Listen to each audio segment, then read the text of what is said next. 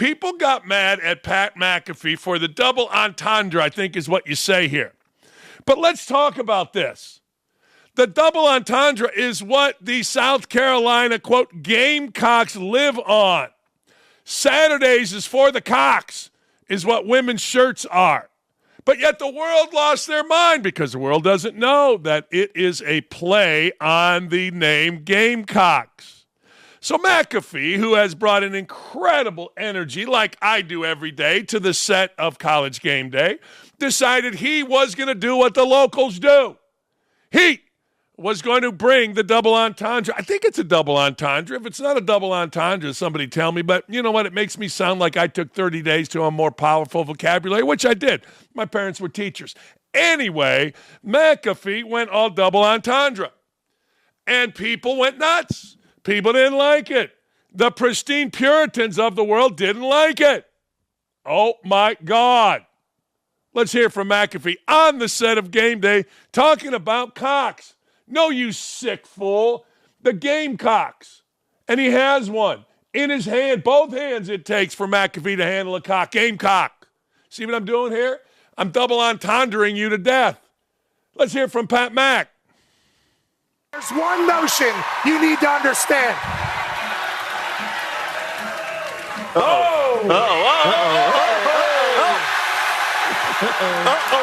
We love cocks here. we love cocks around here. This is our big spur, the cock of the walk around here. And if you say, game,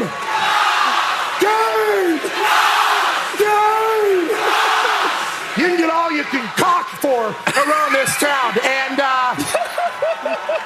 it is an absolute honor to be in Columbia, South Carolina. And this is one of the only towns and schools in the history of television where you can just get away with saying, I've been to mayor of Cocktown around here. And I love this place. And today's going to be a good one. Today's going to be a good one. Jesse Gibson doesn't like it. He doesn't like it. You know why he doesn't like it? I looked up Jesse Gibson. Jesse Gibson likes hog sports. So Jesse Gibson's mad about cocks, but he likes the big hogs. I'll say it till I'm blue in the face. Who in the hell is the Pat McAfee audience? We're Americans. We're great Americans, Jesse. We're great Americans, like them some cocks, just like you like them big old hogs, Jesse. That's right. We like them cocks. You like them hogs. You call the hogs. You call them damn hogs. Woo, pig suey, Jesse. Yeah, you do. Down there in them hollers. Although I don't think Alabama has them hollers. Isn't them hollers down where Dylan is from in Tennessee and Kentucky? We got them damn hollers. Who in the hell is the audience? I'll raise my hand. I'm the audience. I'm 62 years old, but I am hip as hazel. And I got to tell you, hi, Jason. Hi, Jason. Jason's mad. He's mad because the kids. What about the kids? Now, Jason got himself 10, but he is mad. He's a small business. He's mad. Not even 30 seconds into talking, and Pat McAfee is cursing. Why? By saying Gamecocks in front of my kids. Oh, my God, not the kids. Oh, not the kids, the kids. Don't look at your kids, Jason, because they're laughing. They're giggling. They're going, oh, he said cocks. I know what that means. We're less than 2 minutes in, Reddit, and McAfee is standing on a desk screaming about how much he loves cocks. That's good TV.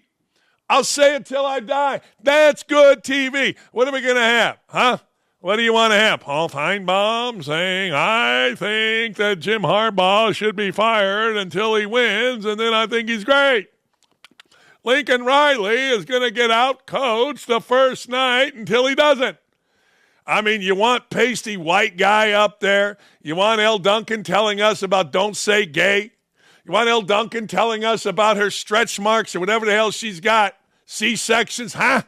You want Stephen A. Smith yelling like a complete idiot at us?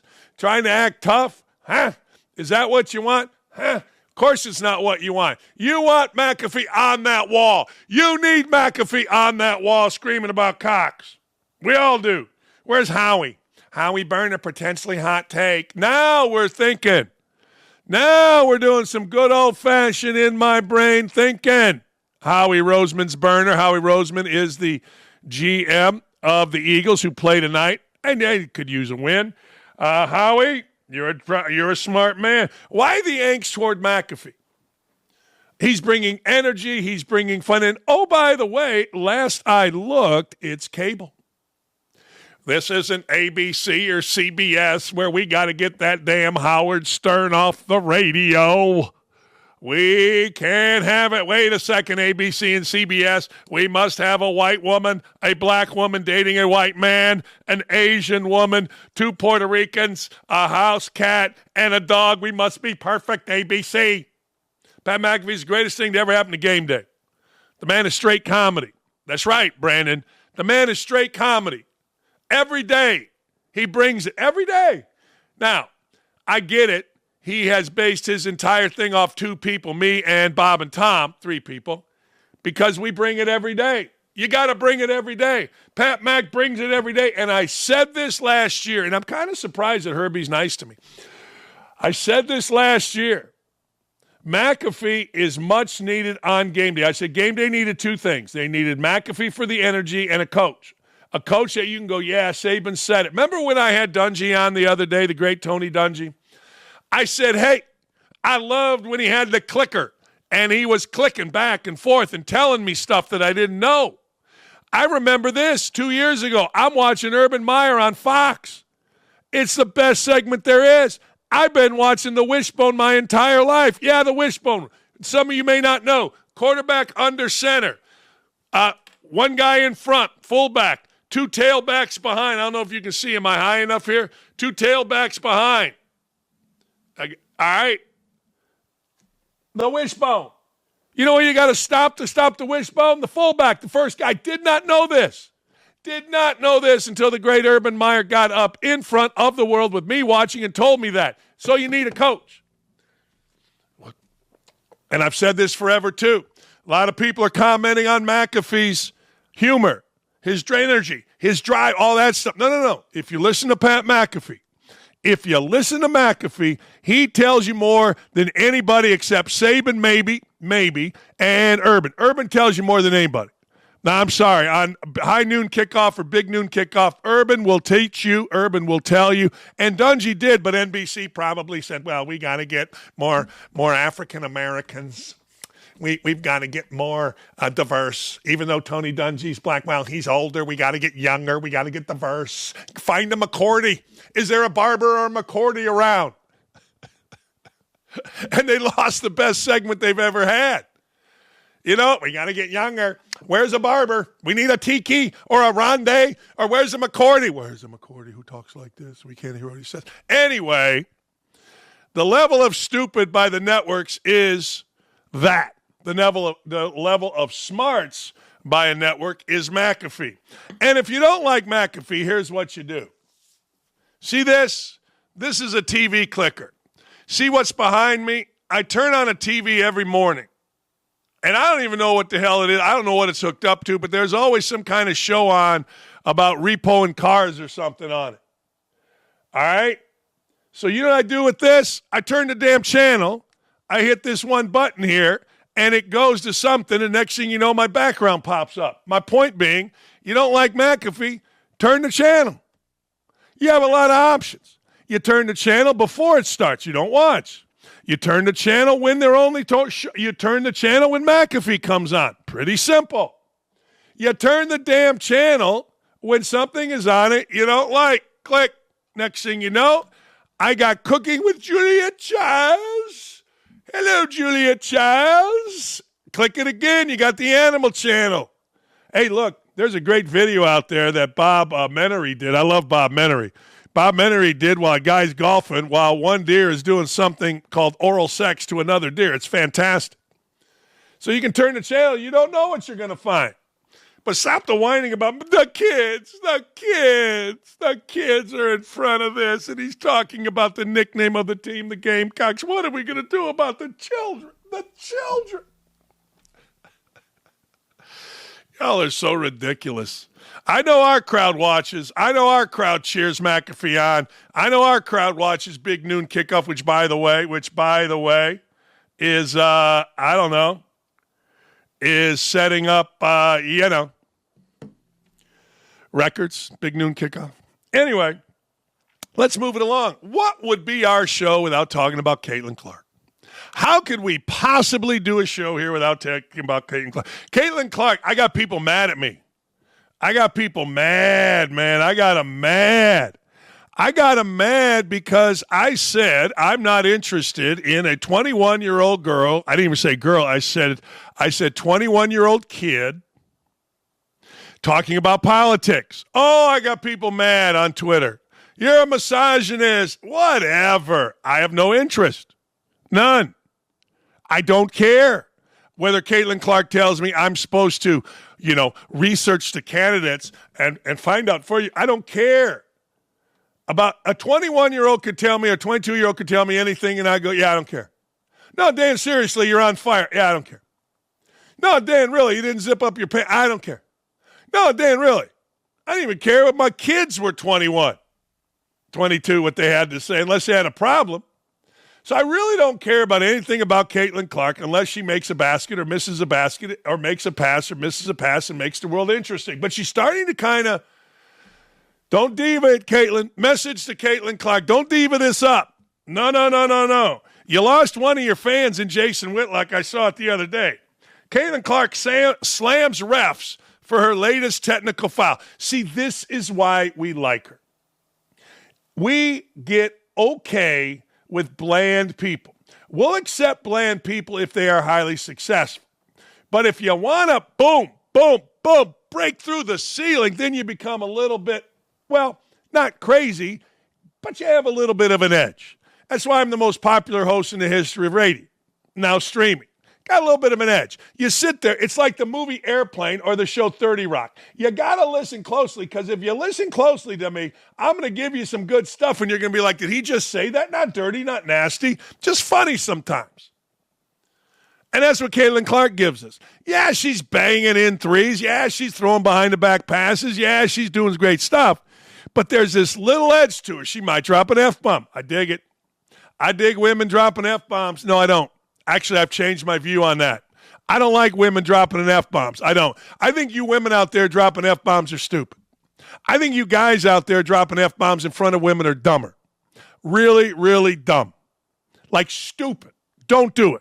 You want to know why you're 40 and single? You drop F-bombs in front of women. Don't do it. You women out there, it ain't cute when you're saying F this, F that. No, it's not. And I'm not a prude. I'm anything but a prude. In fact, I swim naked in my backyard every day, and people over there may be able to see me. I don't care. I'm long, and I'm strong, and I'm proud. See, that was one of those things. Anyway, Caitlin Clark, they're never going to overturn that. It's just one of the rules, I guess, of the game. So it's in the rule book. It is what it is. That's why I try to get my last one taken away. They just don't take it away. It stinks, because I feel like half of my technicals this year, I got one for that inadvertent contact to the face in the Minnesota game, and then 2 for hitting the stanchion of the basket. One was a complete accident. Oh, whining. I was an accident. 22-year-olds. Anyway, one was a complete accident, and the other were just a little frustration with myself. Okay. All right. It's like anything else. Did you do it? I mean, I don't know. You did. All right. Anyway. So I think I could have done a better job of keeping my emotions in check, but at the same time, really? See, just when you think she's not 22, she throws up really? See, that's why you watch. Anyway, I thought I got fouled a couple times there in the second half on mid-range jump shots. It happens. Sometimes they get calls. Sometimes they don't. It is what it is. I think I settled a little bit too much for the mid-range jump shots, but I thought I got bumped a little bit. And I was honestly trying to shot fake them to get them to foul me. I mean, hey, I think I could have done a little better off of a job controlling my emotions. Yeah, don't. Don't. No, screw the technicals. You're not paying the fines anyway. And if you're paying the fines, look, hey, Fever, I ain't paying this. You're paying this. You want me to play tomorrow or not? You know what I'm saying? Go all college kid and threaten your coach with not playing until you get more money. Jeez. All right, you got to make sure we let outside things we have no control of, especially early in the game. We got to handle those things. Those guys aren't going to be perfect. We're not perfect, but I think we've lost some time with that frustration. So that's just something we're talking about. We're working. Can't let that affect us so much. Officials are the officials.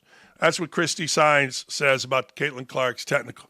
Yeah, I like Christine Saenz. She's my favorite now. She wears her glasses on her head like my dad did. Looks pretty good when they went out and they all got dialed up. And I think she's coaching her ass off this year, most importantly. That's right. Now, you say, Dan, you're being sexist because, well, you talked about how she looks when she goes out. No. No, I say the same thing about most people. Why are you looking like a pig when you go out? Like, why is Dawn Staley looking like a complete little, rapper from the 80s when she's on the Olympic set? You know what I'm saying? I think it's important. Why Pat Riley go $1 million suit, slick back hair? Patino followed suit with that. You know what I'm saying? No. Act the part. Christy Saenz acts the part. Whenever you see her, she's always put together. It's great. It's wonderful. That's sexist? Nah, that's on you. That's a fact, Jack. My wife, always put together. Me, not so much, but I've learned. Urban Meyer, always said it, always put together. Me, not so much, but I learned. They're more successful than me. Maybe I should have been more put together. I don't know. But anyway, Caitlin Clark, control your damn emotions. Don't make us start questioning whether we like you or not. We love you. I don't care about your politics. I don't give a rat's ass about some 22-year-old little kid that's going to put ball in a hoop telling me about politics. But the truth of the matter is simply this. The truth of the matter is this. Look, you're in the playoffs. You got a big stage, and actually, even though it was a cold Sunday, people 3 o'clock game sold it out yesterday. You're killing it. But don't become a little pain in the ass. Own your technicals. Don't worry about it. Move it along. Nothing to see here, and keep being a badass. Yeah. So I'm watching my TV. Tyreek Hill gets arrested. I know what's going to happen. African Americans, cops were wrong. Some are going to say Tyreek was wrong. White guys are going to say cops were right. Tyreek was wrong. TV folk on ESPN are going to say cops are wrong. Tyreek was right. He's going to sue. By the way, mark this. He may sue. He is not winning a single dollar. Mark my words. The great Freddie Viana, my friend from grade school, high school, whose wife apparently is mad at me for a Facebook post about Trump, but I digress. Here's the deal. He didn't get hurt. He didn't get hurt financially. It didn't bother him mentally as he made fun of it with the handcuffs. He ain't suing nobody. Let's get that out of the way. But I'm watching my TV, sweet as you please, hearing about, well, Tyreek Hill, and I already said the sides were already drawn, and all of a sudden, here comes Elle Duncan. Here comes Elle Duncan. I don't know. But here she comes. She's on a set, and she's got to give her opinion because, well, let's face it. She's never played, never coached, never been in any situation, and is a perpetual victim. So you must bring in a victim to talk about this, and all of a sudden, out of nowhere, this is the conversation that we get into from Elle Duncan. Here's from, the wokest one. Listen, as someone who is a woman who has 2 scars that go from hip to hip because I've had 2 C-sections in an effort to provide for my family and create a family for my family, I understand sacrifice. A black woman in this country whose mortality rates are incredibly high, I understand making sacrifices and trying to mitigate risk when it comes to your family, expanding your family and protecting your family. All I am simply imploring is that anyone in Tua's corner, someone that truly believes and loves Tua, is having a real conversation with him right now about what quality of life looks like. And we all face an existential crisis at some point in our lives. You host a podcast called The Pivot, and all of us at some point have got to make a turn from the thing that we were defined for our entire lives. If we are surrounded by people that love us and can help us get to the conclusion that there is life after this, as dark and troublesome as it may be, as much as you sacrifice to get here, I'm just hoping someone, it ain't me, I got no dog in this fight, and I am not audacious enough to ask him. I'm hoping someone in that family, someone in his corner that truly loves him, is asking him to sit down and think long and hard about whether he wants to keep doing this. Okay. I guess it was about Tua. I don't know. I don't care. Oh, man. Yeah. I didn't see that coming. No, I didn't see that coming. Oh, man, we're sorry, honey. You made a conscious decision to have a baby and you had a C-section. Of course, African-American mortality rates has to come in. I didn't even know she's African-American. I don't know what the hell she is. And then once people, said, the hell are you talking about? The hell are you making it about you for? It ain't about you. It had nothing to do with you. Nothing.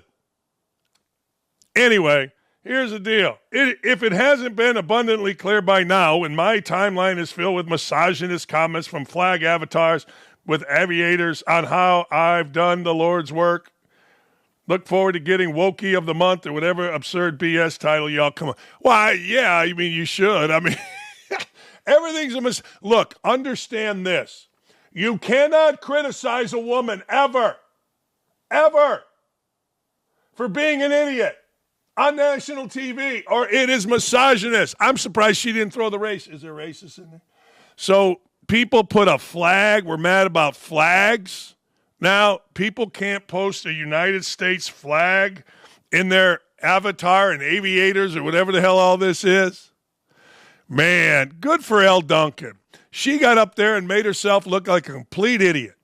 And then did, right out of the liberal idiot playbook, she went victim. That's right. Who doesn't go victim once people come at you? Come on. Who doesn't go all victim? You got to. You must. It's what's necessary. You must. I am a dumbass on national TV, and I'm trying to get this point out about all of the sacrifices that I made. And, of course, then you go with the women and all the other stuff. And, at the end of the day, I'm a victim. Oh, okay, I'm a victim. Yeah, that's cool. Okay. All right. Okay. The brother of the officer placed on administrative leave after the idiocy that was Tyreek Hill. And by the way, I'm going to have a thought on Tua coming up here in a minute. Speaks out.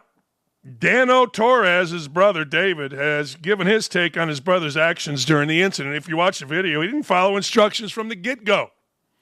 He's yelling at the officer, telling him not to bang on his window, David Torres told the Daily Mail. Now, here's the answer to this. This is what I've learned. Oh, the Daily Mail. Oh, CNN. What? If you know anything about dealing with police officers, you know you do not raise your windows on them.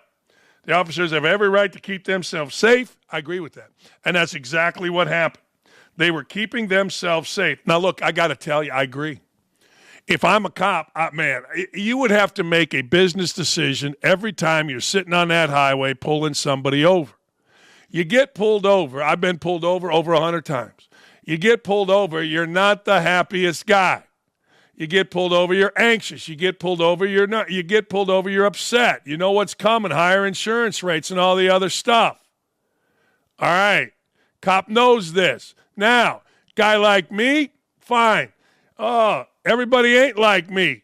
People don't handle these things well, whether it's somebody being hysterical, somebody being angry, grabbing a gun. Who knows? They should keep themselves safe.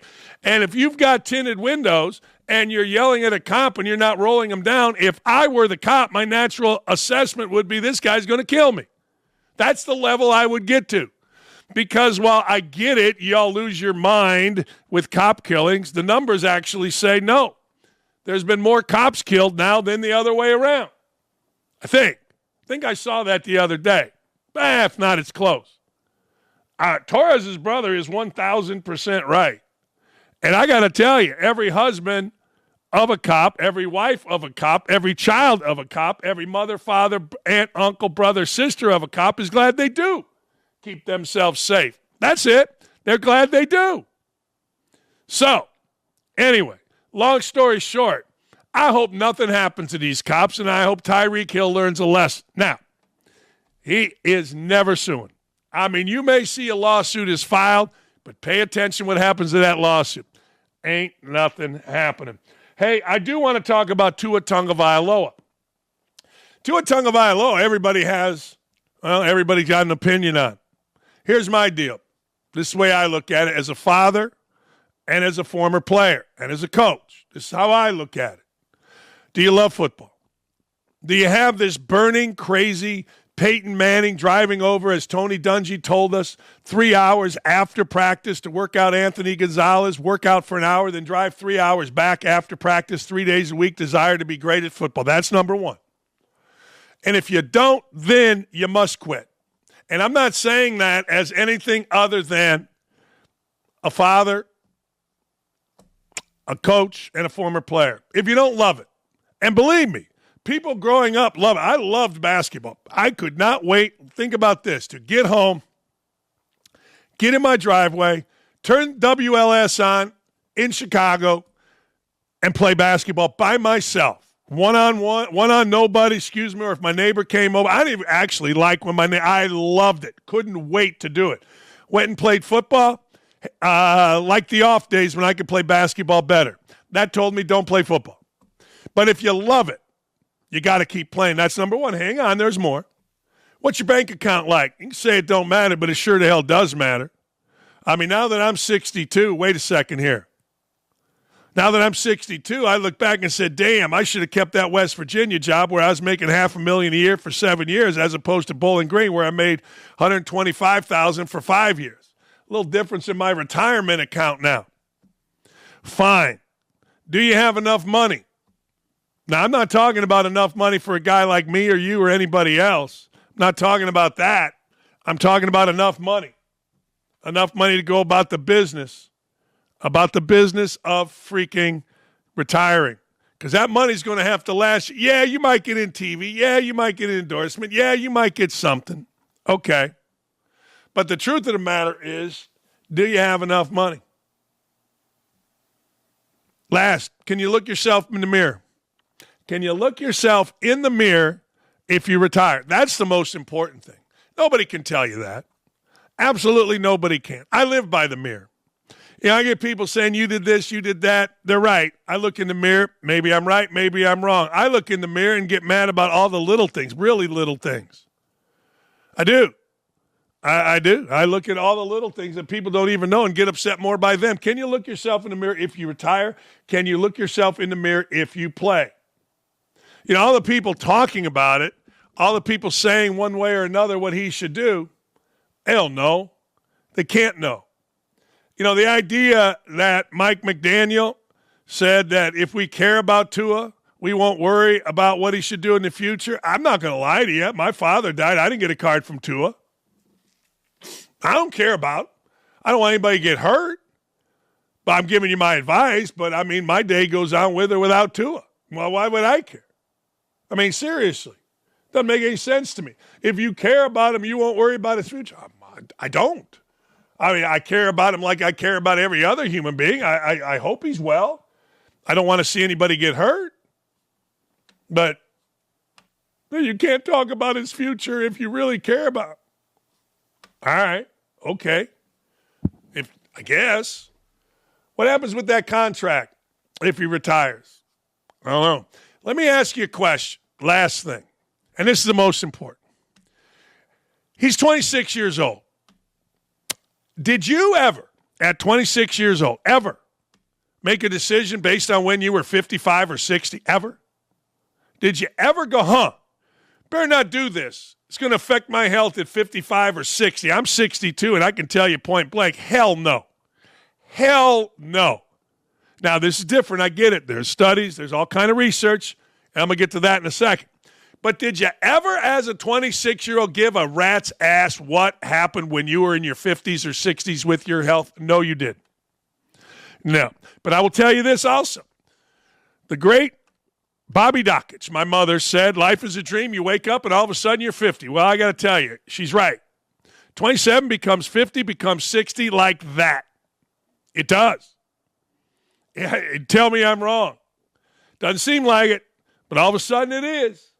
So did you ever make a life choice? So all of you saying what Tua should do because later on in life he's going to be this, that, or the other, and it's probably true. Did you ever make a decision on that? Let me ask you another thing, all you people saying that Tua should quit because of how he's going to be in his 50s or 60s. That's about 30 years from now. He's 56. What medical What medical enhancements are going to be made? Advances, whatever name you want to use, are going to be made in the 30 years. You know, it's funny. I was watching this show on Aaron Hernandez, and at the end of it, they had a world-renowned CTE expert, brain expert, say, look, Hernandez, basically his brain is mush and had been for over a decade. This was a decade's worth of abuse to his brain. Well, he didn't play in the NFL for a decade. So this goes back. We forget about college we forget about high school. We forget about pee-wee football, junior high. Guys big, strong, and hit hard. Forget about that toll. So let me ask you a question. All these things combined, what do? I'll tell you what you do. You listen to the smartest people. Now, Tua's dad is really involved. I'm not listening to Pops. I'm not listening to my brother. I'm not listening to a coach. I am finding that expert from that Aaron Hernandez show, and I'm researching whether or not she's actually an expert because it's on TV. Who knows? If it is, I'm going to her or other people. I had a great friend of mine, got a liver transplant. Liver transplant's tough. Gets a liver transplant. He's going to go to the University of Kentucky. He lives in Indiana. Indiana University, health people, the medical department, the medical school's mad at him, calls him in, says, why are you going to Kentucky? He says, they're the best. I've done my research. My man's still going strong. 20, 25 years after having a liver transplant. He tried to get to Walter Payton. Walter Payton went to another place. Didn't go to the best. Walter Payton, a great football player, passed away. Who knows if that's all he had? I don't know. But I'm just telling you, when it comes to medicine, you go to the best. Or you can listen to Elle Duncan or Stephen A. Smith if you want to be really stupid. That's my advice to Tua, and it's good advice. People used to, including some of the most renowned head coaches in the country, come to me for advice on situations. True story. I was like the fixer in Pulp Fiction, Mr. Wolf. Guys that call me, hey, man, I know you dealt with this with Coach Knight. What do you think? Blah, blah, blah, blah, blah. And then I got a reputation. Yep. Dan, that's my Tua. I got a note from my guy, Gary. Dan, you've been pulled over 100 times. Gary, I figured it out. This is pre-college. I lived in Maryville, Indiana. I got pulled over minimum 10 times in. Minimum. There. Then for 16, 17 years, I lived in Bloomington. Bloomington, I used to drive all the time to Northwest Indiana. Every weekend in the summer, I go from Bloomington to Northwest Indiana. Now, over the course of those 17 years, I would estimate I got pulled over 5 times apiece. Minimum 5 times. I got pulled over one time going to Steve Alford's wedding and coming back from Steve Alford's wedding. I got pulled over one time in Bloomington on Labor Day, pulled over again in Indy, went up to Maryville, came back, got pulled over again, 3 in a day. Easy 100 times. 3 times cops put gun to my head. 3 times I deserved it. Yep, 100 times. Never got many tickets. Not very many at all, actually. In fact, just got pulled over in Michigan. Well, not just, a year ago. Cops like, hey, Dan. I go, how do you know me? I watch your podcast. I said, all right. No, 100 times. Minimum. My ex-wife and I tried to figure it out one day. What are you going to do? I'm better now. 2 congressional Democrats, Richard Blumenthal from Connecticut and Representative Paul Tonko, have proposed a bill that would create a nationwide, a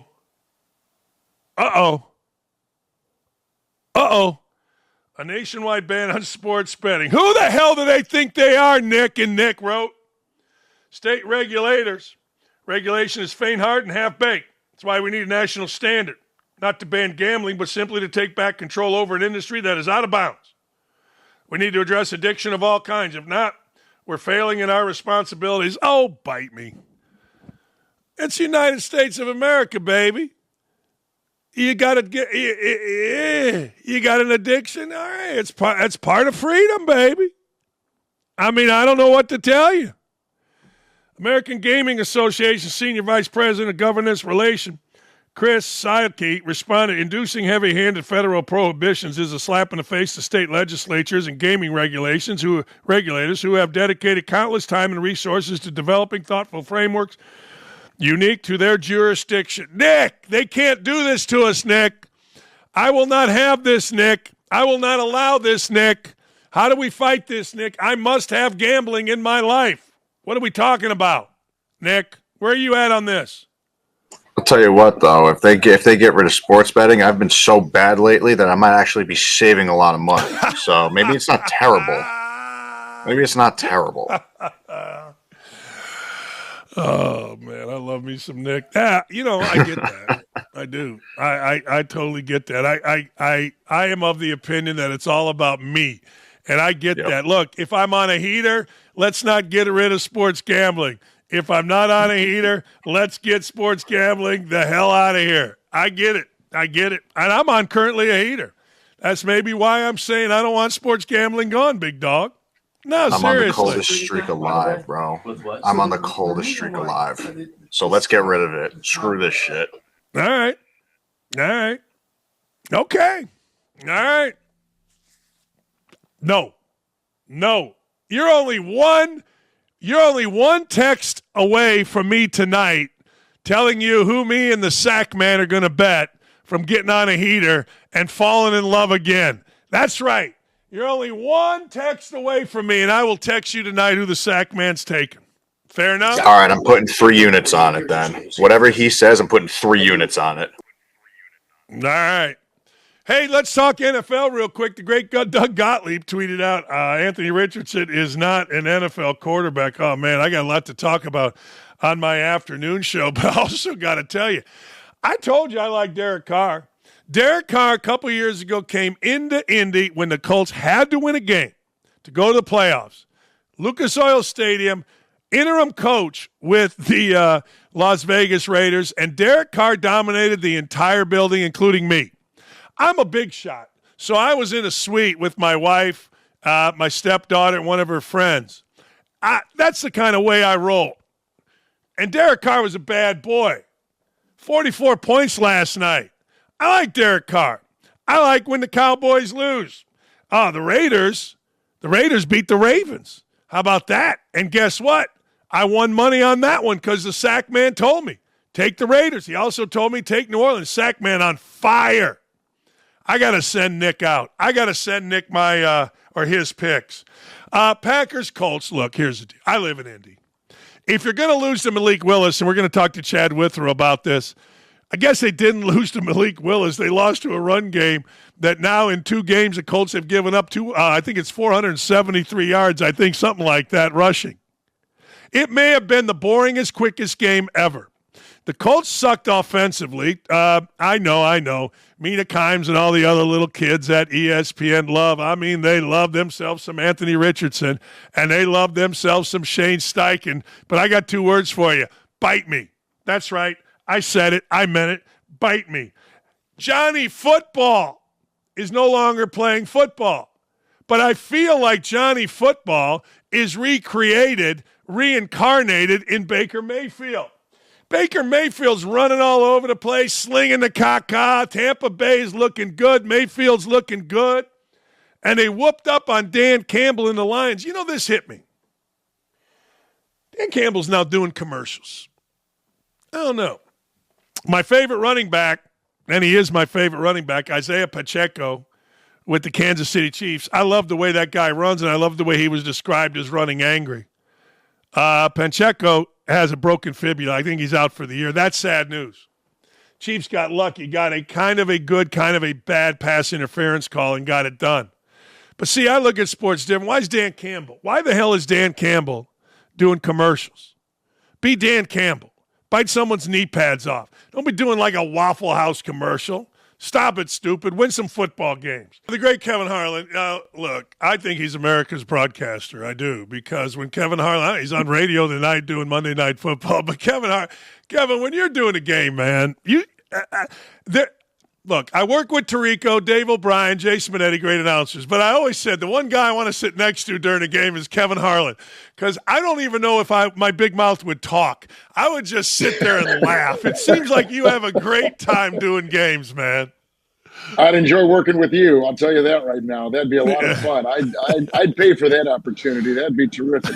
I've told you before, I think you're commentary on basketball games as it's unfolding right in front of us is second to none. So I'd sign me up if that's a possibility. Hey, you yesterday were in San Francisco. Look, Minnesota. Wait, I thought they were supposed to go south. The quarterback is now in Atlanta. The other quarterback's now on IR. What's going on here with the Vikings? You know, they've made some very wise choices on defense, kind of revamped their defense, Dan, and they got a terrific running back from Green Bay who they thought probably had seen his best days, and Aaron Jones, and he's a 3-time 1,000-yard rusher.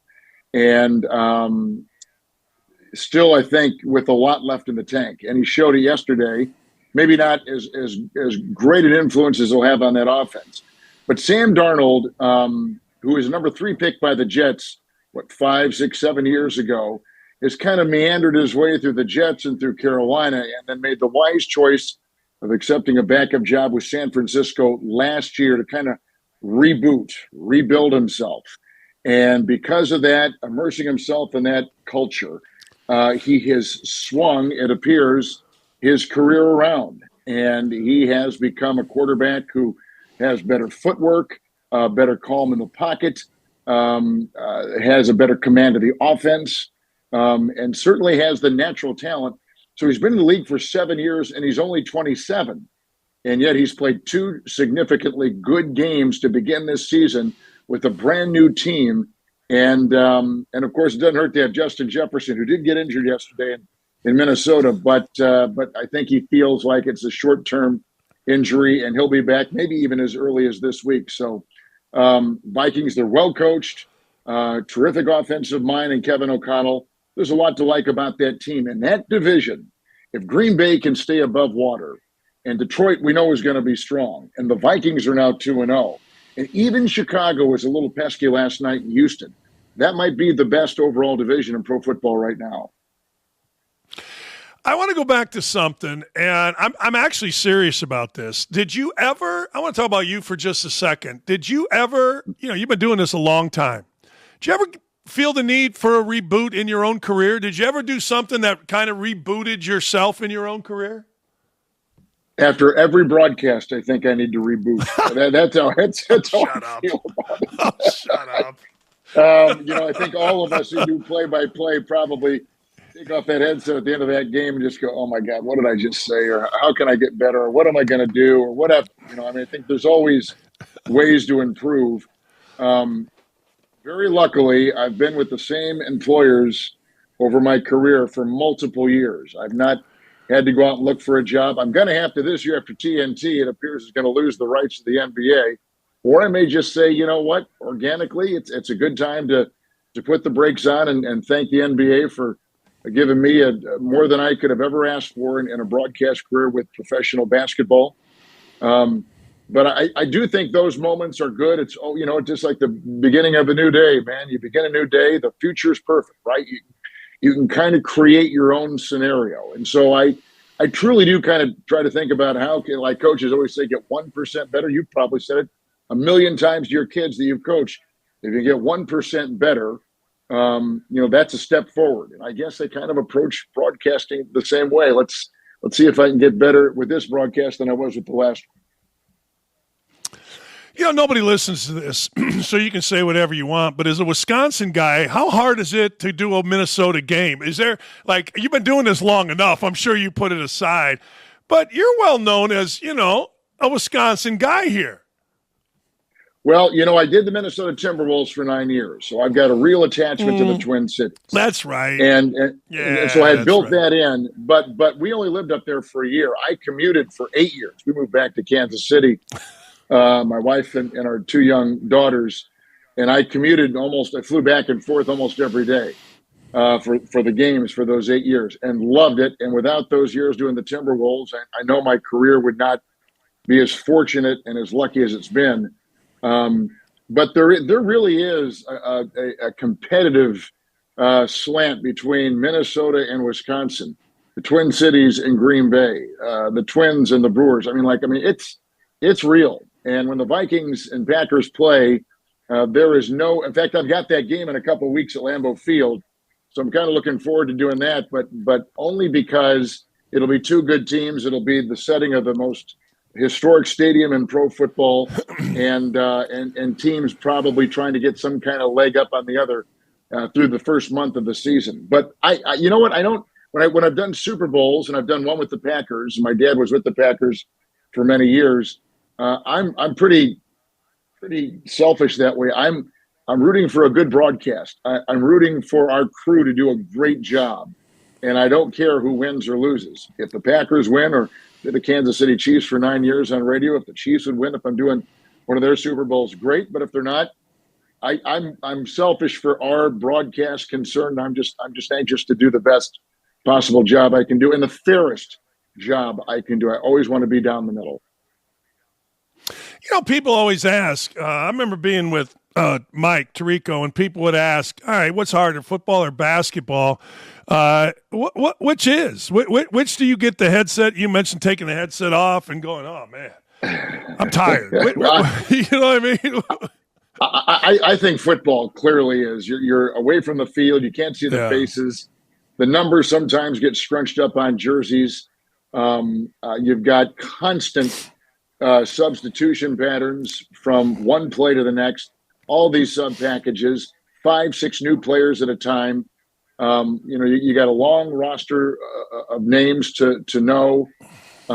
Trying to keep up. One of the most difficult things, quite frankly, and I probably speak for many network announcers, is that when we go in to do an NFL game, we're required by that Sunday kickoff to know as much, or attempt to know as much, as any of the people that follow that team on a daily basis and have been following that team since the beginning of training camp or since the draft. And to catch up in 1 week's time as we go from 1 week to the next can be a little bit daunting. Week one, we had Jacksonville and the Miami Dolphins down there. Last week or yesterday, we had the San Francisco 49ers and the Vikings. Next week, we've got the Dolphins up in Seattle. Week after that, we have Vikings in Green Bay. So, we're always seeing new teams, but only really catching up on those teams, beginning with their preparation Monday or Tuesday, and then continuing all week.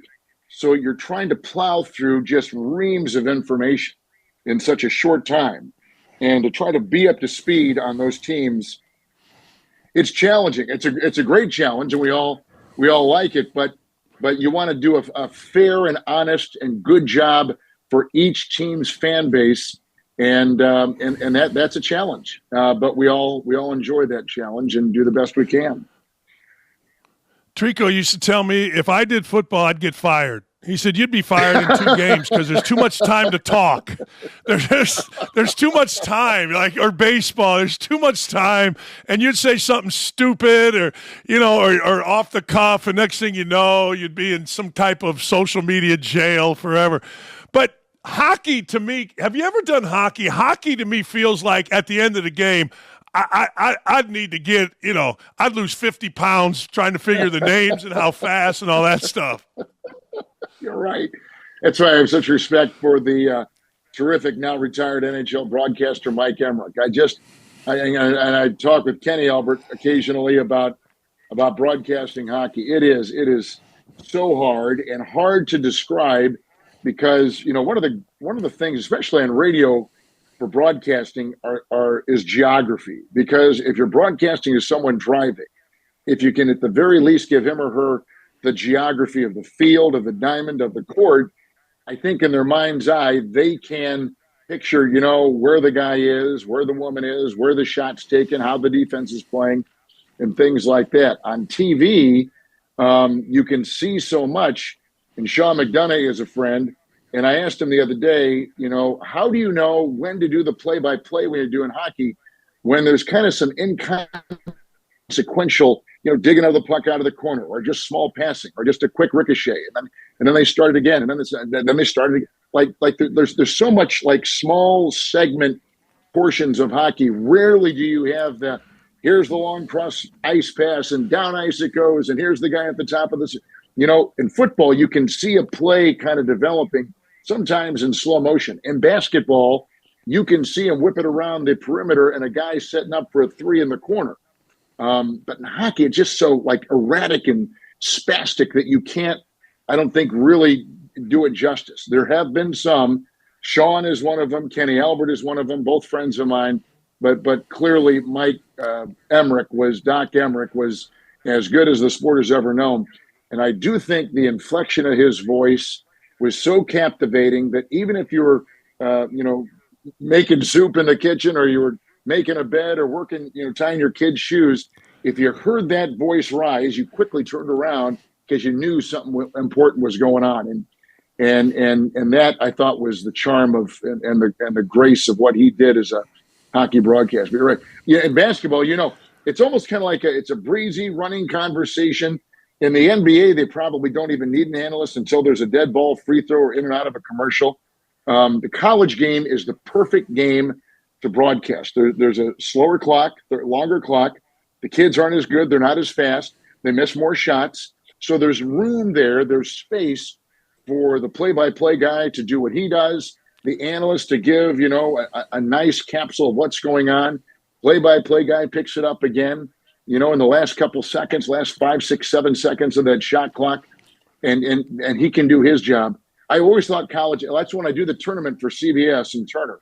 I just think college basketball for a broadcaster is a much easier thing. In the NBA, it's it's like Star Wars stormtrooper shooting back and forth, right? Dun, dun, dun. It's just so fast that there's really no space for an analyst to get in there and do what he or she could do so well. And that's tell you why it's working or why it isn't working. I did one game on radio with the legend Don Fisher here in Indiana, and I go, I've only done one on radio. Fish goes, just shut up after the ball gets across half court. I go, I can do that, brother. All right. Speaking of legends, so yesterday I'm minding my own business, and I'm just got done golfing, and I did all kind of, and I'm perusing Twitter, and here comes a Kevin Harlan moment. And everybody thinks a Kevin Harlan moment is a squirrel is on the field or a player or somebody out of the stands. But no, the studio screws it up. And our guy here, Kevin Harlan, does 3 things. His game, another game, and the damn studio show all in once. Nobody does that seamlessly like you, brother. That was freaking – I've watched it 5 times. That was awesome. Awesome. Well, I have not – I don't go on social media, so I don't watch that stuff. My daughter did send me a very small picture, but not the clip. So I've not actually seen it. I'm not sure how it's being portrayed, and I'm almost afraid to look on, and I don't on social media. But when we throw it to the studio in New York for an update, it gives me usually about 10 seconds where I can see what the substitutions are after the play that's just happened while they have it, and I can start to figure out, okay, who's in the game now? What's the situation? Where's, what's going on? I never pay attention to those things and literally only listen to about the last sentence the guy says, whether it's Nate Burleson, who was on with us yesterday doing updates, or James Brown or Bill Cowher or whoever it is. And we try to play off that and say, oh my gosh, what a terrific pass. And they won last week and they're on the way to win this week. Something generic, but to kind of link the 2 reports and show some synergy with our broadcast. Well, yesterday, again, I go, let's go to Nate Burleson in New York in our CBS studios. And then I immediately start looking, for notes and what am I going to talk about next, and thinking about what Trent Green, who played at Indiana, by the way, is saying, wants to say, where he wants to go with the next segment when we get it back. And now I can hear that they've got technical problems. And we have a small monitor on the floor that occasionally we'll back up and look at if there's an important play coming up or whatever.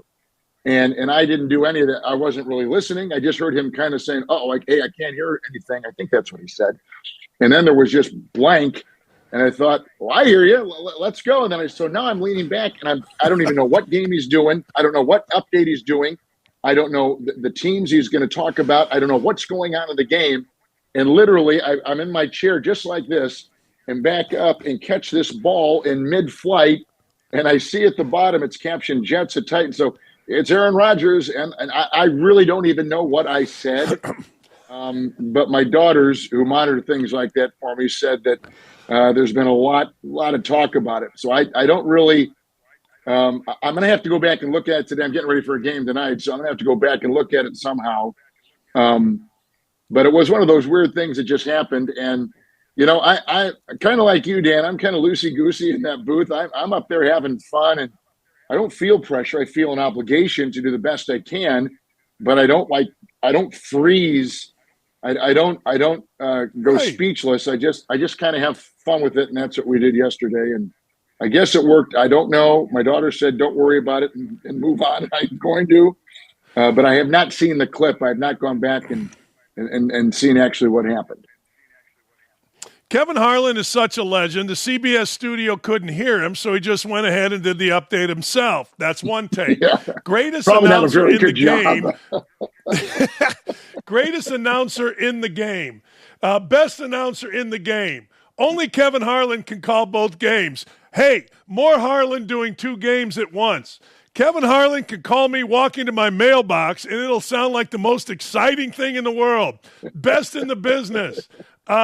Some woman says, I met Kevin a month ago. He's damn good looking. There you go. On all well, that angles. would have been my wife. I hope it was my wife. I hope it was my wife. There it is. There's the... That is so funny. I didn't know anybody was even paying attention. If your daughters say anything other than that, they're just trying to be, kids to their dad, keeping the old man in line, right? I mean, that's well. I think that's what it is, right? Our kids are protecting us all the time, so I have a lot of feelings that they sometimes, oh, Dad, don't worry about it. You're fine. You're fine. You're fine. I go, you're trying to protect me, and I move on. I don't sit and worry about stuff like that. But no, it was an odd moment, and it never happens. And our CBS people are just incredible from a technical standpoint, and it just for whatever reason is, I don't know, it wasn't plugged in or whatever. I don't know what his problem was. It was awesome, but anyway, yeah. Well, thanks. It's 1,000% positive. Oh, I tell you this, it's the difference between boys and girls. My son's always killing me, Dad, why are you being an idiot? My daughter's like, oh, Dad, it's great. You know what I mean? They wouldn't say that to you. Let them talk to me about you. I'll tell them about you. But I am planning on us doing a game. I don't know when, I don't know where, I don't know how, but I do hope we get a game together. I would love to. Hey, last thing, speaking of games, is there any game that you wish you had done, going back, or, is you watch something, you go, oh, man, that'd have been cool to have been, that guy doing that game? You know what? Someone asked me this about a month ago on a show, and I said at the time that the only thing that I've not done is a Major League Baseball game. I was offered to do the Cardinals with Jack Buck and Mike Shannon on KMOX in St. Louis back when I was in my late 20s, but they only offered a 1-year contract, and I had a young family, and I needed a little bit more. And the man that was talking to me for KMOX said, listen, there's Jack Buck sitting on that couch. Jack Buck goes year to year on a contract. I said, yeah, but that's Jack Buck. I'm me. I'm a nothing. I'm a nobody, and I'm trying to move up in this business, but they wouldn't do it. And so I stayed in Kansas City. A couple years ago, the Boston Red Sox radio network was going through a change or a shift in their broadcaster. They had openings. I forget what the scenario was, but they were asking people to come in and do a weekend series with their main guy. I think it was Joe Castiglione. Come in and maybe do one game, do a couple innings, whatever we wanted to do. We could craft it the way we wanted to at any time during the summer. And they had picked like 5 or 6 guys to do it. And I was one of the guys that they had offered that to. And I thought about it. I thought, boy, doing a game at Fenway Park and like a Saturday afternoon with the shadows coming and the green monster and the history of the Red Sox and Boston and everything else. I always thought, God, that would really be intriguing. I thought about it for a while. Then I thought, to get ramped up in the middle of my time off in the summer and catch where the baseball fan in Boston and New England would be, and trying to sound, professional and not embarrass myself, would have been, it was just too much. And I declined the offer, but was so grateful for it.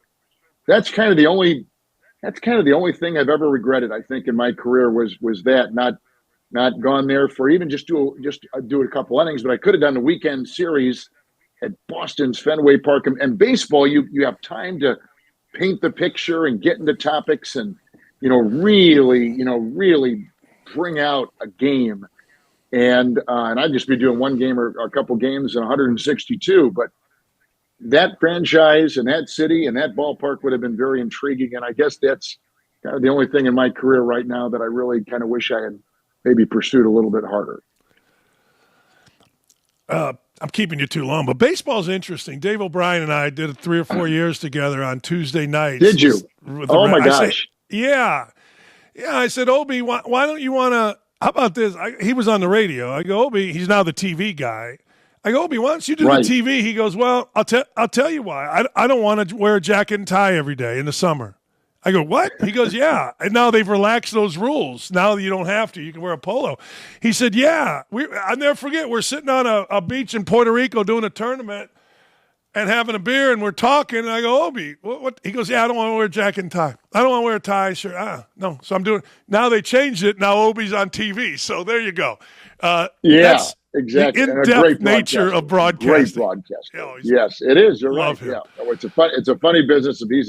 He's a terrific broadcaster. I'd have loved to have heard you do some baseball. That would have been a lot of fun.